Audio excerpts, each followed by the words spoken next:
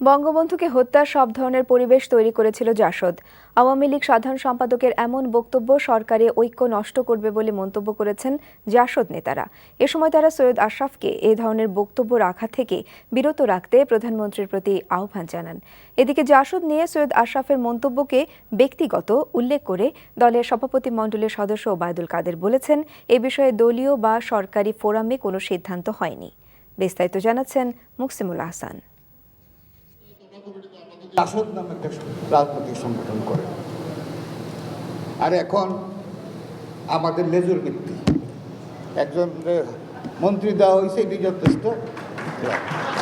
এই যে আপনার সিদ্ধান্ত নিতে যদি একবার ভুল করে তার প্রাশ্চিত্য কিন্তু সারা জীবনেই ভুগতে হয়। যে হটকারীরা কোনো সময় কনস্ট্রাকটিভ না এবং তারা ভণ্ড। যদি তারা বঙ্গবন্ধুকে হত্যা করার সমস্ত পরিবেশ যদি সৃষ্টি না করত, তাহলে আজকের বাংলাদেশ একটা ভিন্ন বাংলাদেশ। সোমবার ছাত্রলীগের বর্ধিত সভায় সৈয়দ আশরাফের এমন বক্তব্যের প্রতিবাদ জানিয়েছে জাসদ।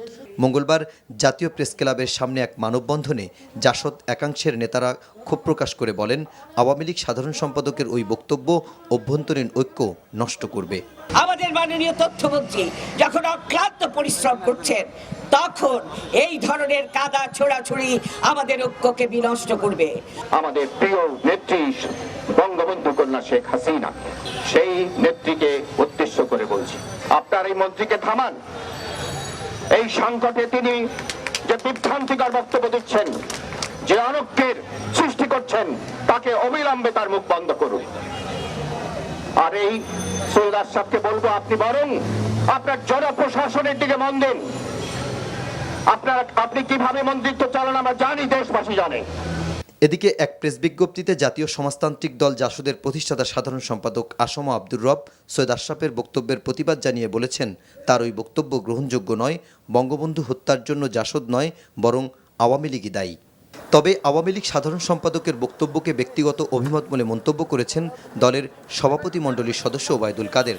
রাজধানীর মানিক মিয়া এভিনিউয়ে বিআরটিএর মোবাইল কোর্ট কার্যক্রম পরিদর্শনে এসে সাংবাদিকদের প্রশ্নের জবাবে তিনি একথা জানান। আমাদের সাধারণ সম্পাদক বিষয়টি তার ব্যক্তিগত মতামত, এটা আমাদের দলের বা সরকারের কোনো সিদ্ধান্ত নয়। Muksimul Ahsan, NTV news, Dhaka.